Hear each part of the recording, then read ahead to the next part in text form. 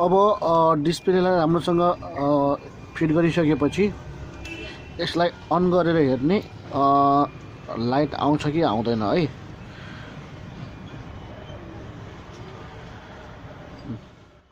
Hello guys, नमस्कार। हामीसँग यो लाभा बेनको V80 को बोर्ड छ।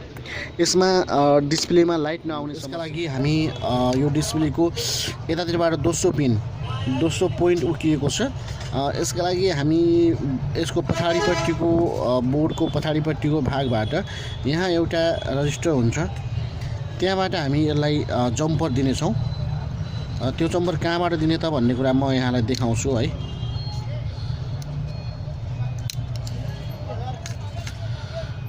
बेनको V80 भन्ने मोडल हो। अब यहाँनिर हामीले यो स्टिललाई काट्नुपर्छ है। यो स्टिललाई खोल्छौँ।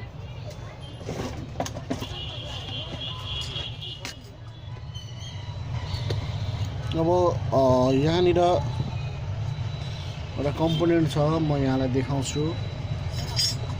यो कम्पोनेन्टबाट यहाँनिरबाट यतापट्टि कम्पोनेन्टको यतापट्टि बाहिरपट्टिको यो साइडबाट हामी जम्पर लिएर यो दोस्रो पिनमा यताको दोस्रो पिनमा जम्पर लगाउनेछौँ है। यताको माथिल्लो साइडको सिमतिर साइडको दोस्रो पिनमा जम्पर लगाउनेछौँ हामी। यो भागबाट यो माथिल्लो यो भागबाट यहाँबाट जम्पर लिएर यसको दोस्रो साइडमा लगाए पनि हुन्छ, डिस्प्लेमा लगाए पनि हुन्छ है त।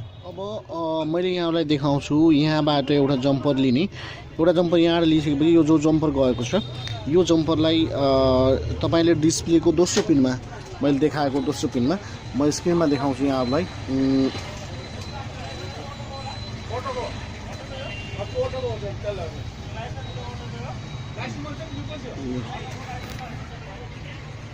यहाँबाट जम्पर लिने, यो जो जम्पर गएको छ नि यो डिस्प्लेको दोस्रो पिनमा लगाउने है त। यतापट्टि दोस्रोमा है, म स्क्रिनमा देखाउँछु ठुलो गरेर यहाँलाई। यसमा जो जम्पर छ नि यो हो। एकैछिन स्क्रिनलाई बढाएँ। यो जम्पर हाम्रो तपाईको बोर्डबाट आएको जम्पर हो। यतापट्टिको पहिलो छोडेर सेकेन्डमा जम्पर गर्दाखेरि यो जम्पर सेकेन्डमा गएको छ है। सेकेन्ड लाइनमा जम्पर गर्ने, अनि त्यसपछि यसलाई बलियो हुने गरिकन जम्पर नटुट्ने गरिकन कसरी हुन्छ फिटिङ गरेर मोबाइललाई अन गरेर हेर्ने है त। अब डिस्प्लेलाई राम्रोसँग फिट गरिसकेपछि यसलाई अन गरेर हेर्ने लाइट आउँछ कि आउँदैन है।